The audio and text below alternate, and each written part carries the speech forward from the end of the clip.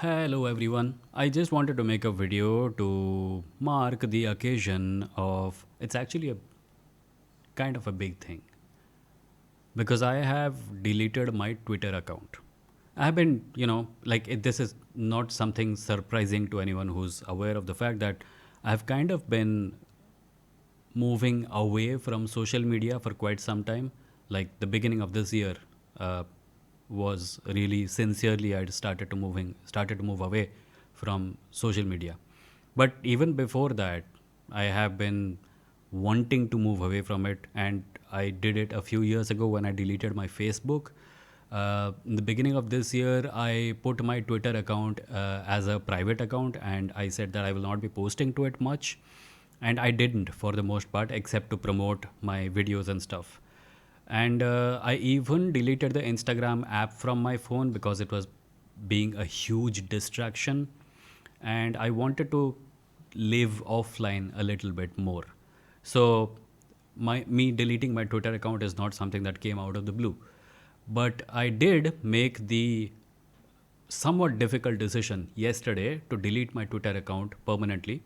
If you go to twitter.com/Vimoh now, you will see an account, and it was made by me, but it's not my original account. What I did was, I went into my account, I changed the username to something random, then I logged out, I created a new account using the username Vimoh, and I parked it. Like I don't want someone to impersonate me by taking up that username. So I just took the username and I created a page and I parked it. But my Twitter account, which was started in 2006, is like more than 15 years old and had around 26,000 followers. And maybe 90,000 or something tweets. It's now gone. And I made the conscious decision to delete it because it appeared to me that the main reason I was staying on Twitter is because I was attached to it. Like, if you go to a city, you build a house, your kids go to school there, your spouse has her office there, and you can't leave even if you want to because you're attached to it through so many strings. So I think that Twitter was not really adding anything useful to my life. It has not added anything useful to my life for quite some time now. And the only reason I was there is because I had 26,000 followers and 15 years of history.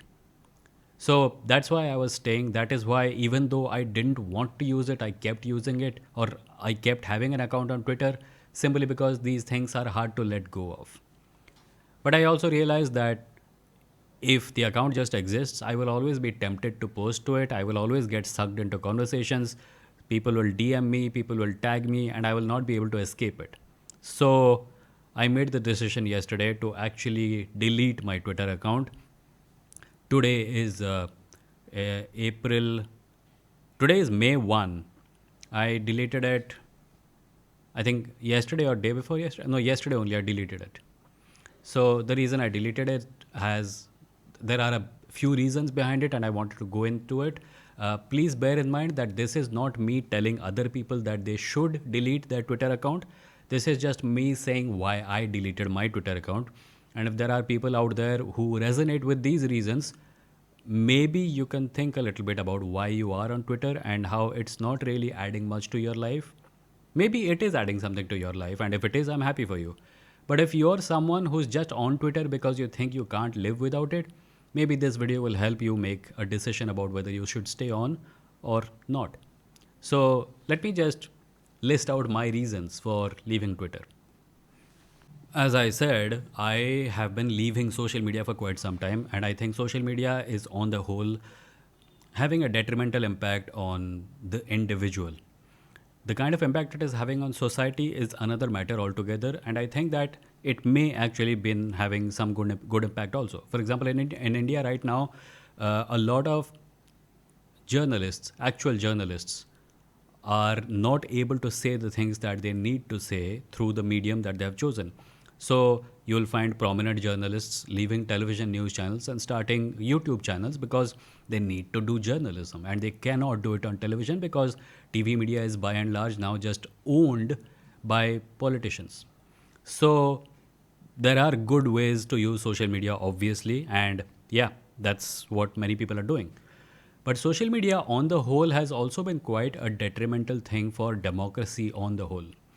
And primarily, this happens because social media works on the basis of algorithmic preferences, and it works on the basis of feeds, and it works on the basis of the attention economy. So, if someone can get your attention, even if it's by doing something completely ridiculous, then that person will gain more prominence on social media than someone who is doing something unglamorous but important. This is why random attention mongers who just go on social media to say random outrageous things just so people will get angry with them.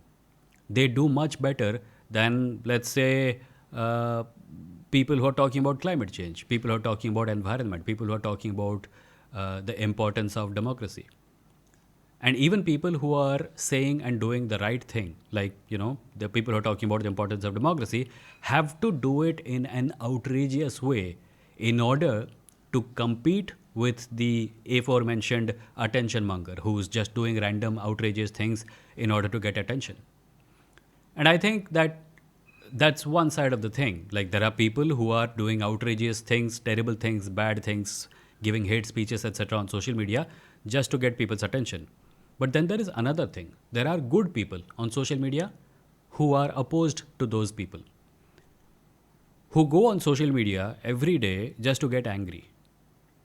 Maybe the reason they're going is not to get angry, but one of the things that ends up happening to everyone when they get on social media, Twitter in particular, but mostly all social networks in general also, is that you go on social media, and I speak from experience, within 5 to 10 seconds, you have blown your top off because you are flippin' angry. It's almost, and there is research to back this also. Some years ago, there was research done to suggest that Facebook was prioritizing posts in the algorithm, in the timeline, in the feed, whatever, that got people to react more emotionally. So if something is making you extremely happy, you're more likely to see it. If something is making you extremely angry, or something is like, someone is giving a hate speech and someone is talking about climate change, you are more likely to see the hate speech on social media, because social media algorithms were designed to keep people on social media, to draw people's attention so that they don't go away from social media. And because of that, what happened was that social media platforms became this gigantic emotion machine, and not only good emotions, also bad emotions. And primarily, research found that people are more likely to engage with something when the emotional the nature of the emotional engagement with the piece of content is negative emotions. So if you're angry, sad, horrified, you're more likely to engage with the content. And the more likely you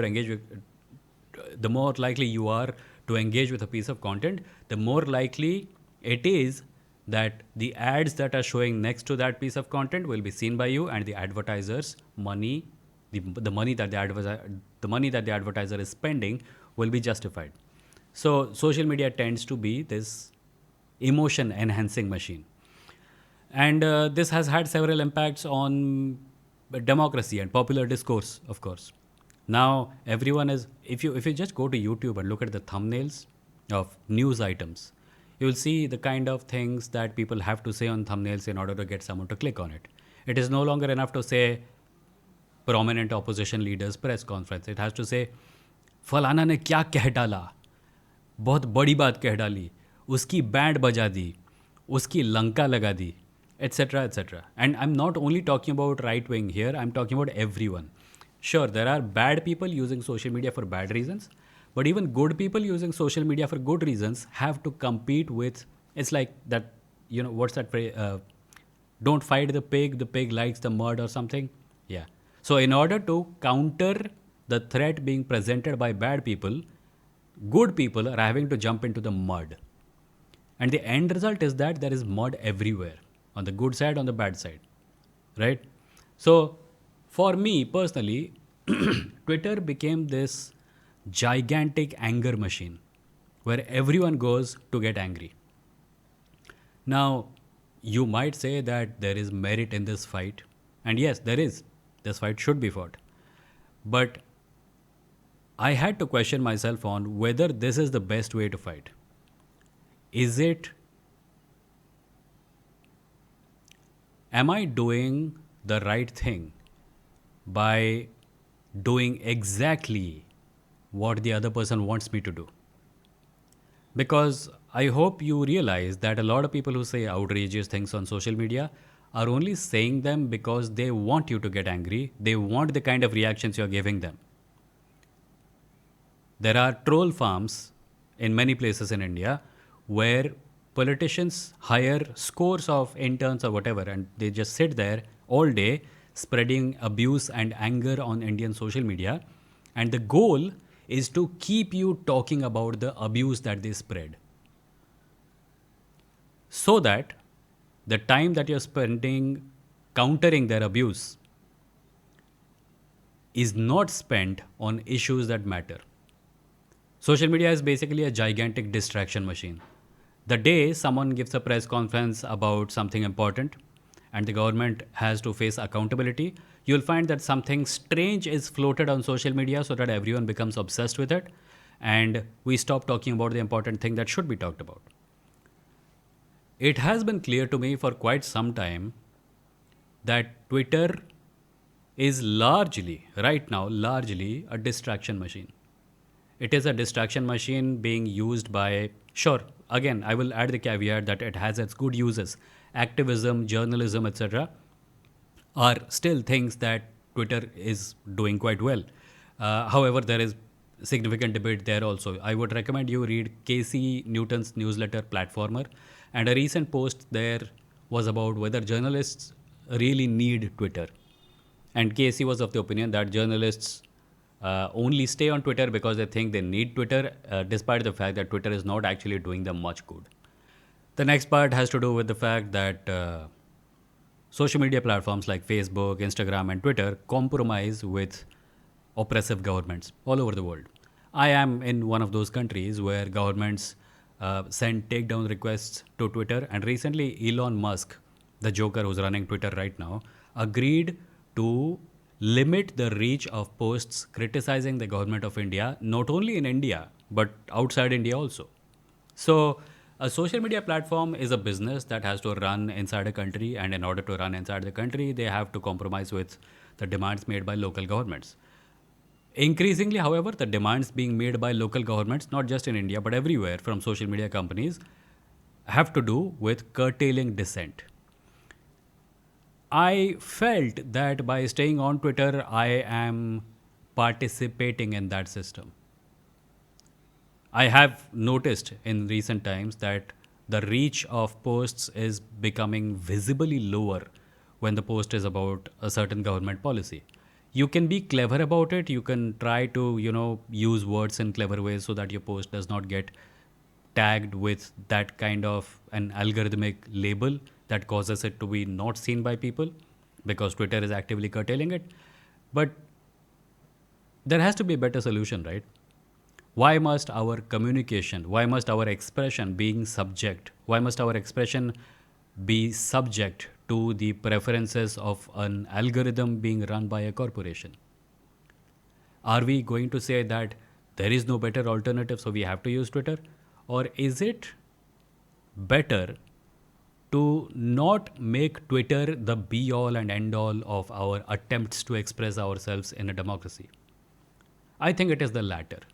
I think it's become a little bit like, okay, you've been on Twitter for 15 years, you have grown an audience. That audience mostly does not see what you post, but it's there. And whether or not people will see your post depends on me, Elon Musk, and the compromises that I have made with the government of India. My point is that I should not have to dilute my message or speak it in sanitized language in order for it to find its audience.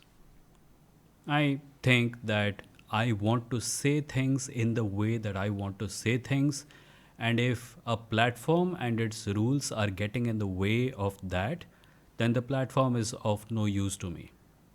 And by the way, Twitter also sucks quite a bit as far as link distribution is concerned. Twitter has increasingly been moving in the general direction of, if you are using Twitter to spread links to your content, then we are not going to help you with that.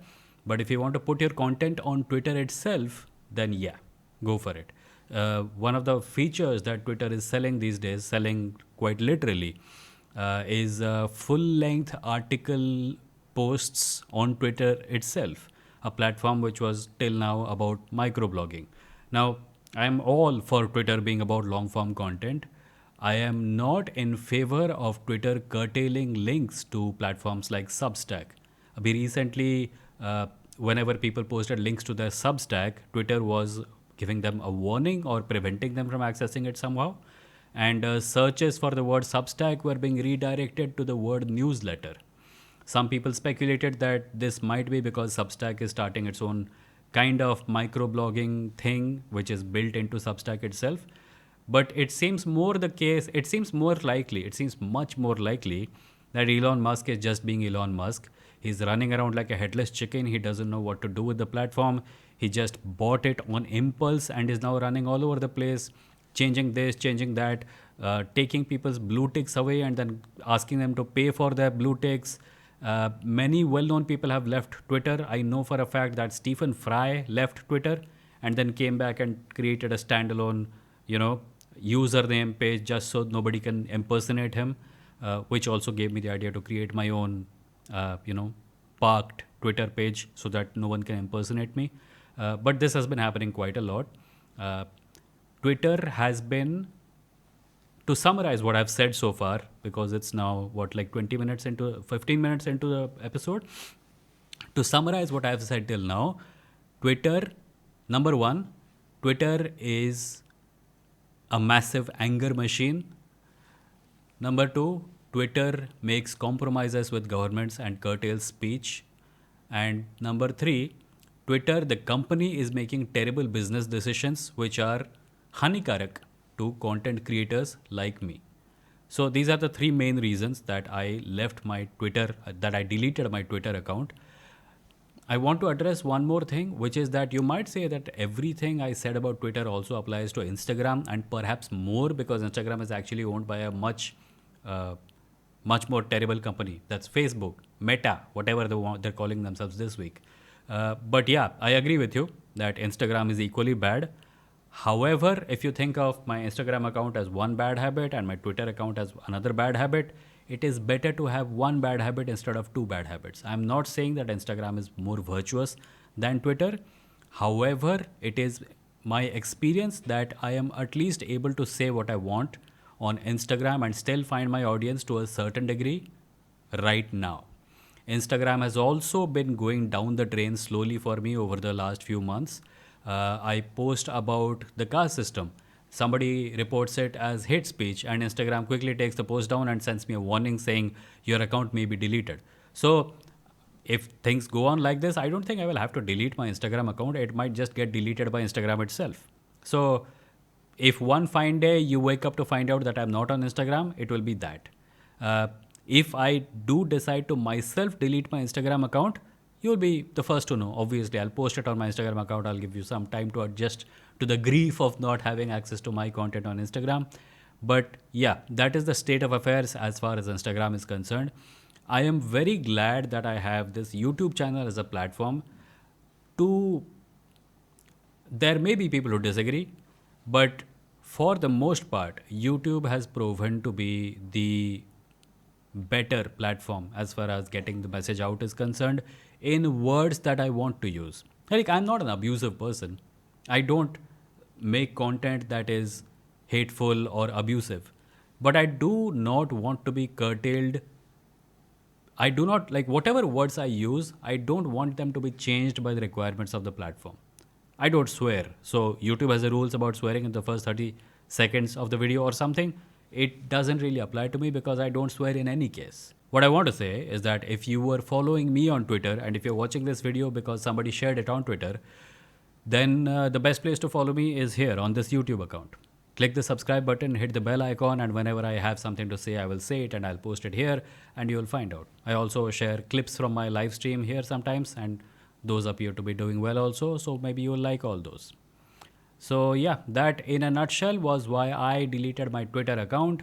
Let me know what you think. Let me know if you're on Twitter and have been thinking of deleting your account but cannot because of reasons. Let me know what your reasons are. Let me know if you think I made a bad decision by deleting my Twitter account. Let me know if you think that this was a good decision because, social media and validation and all that. So, yeah, that is it for this video, and I will see you in the next one whenever the next one happens. Bye.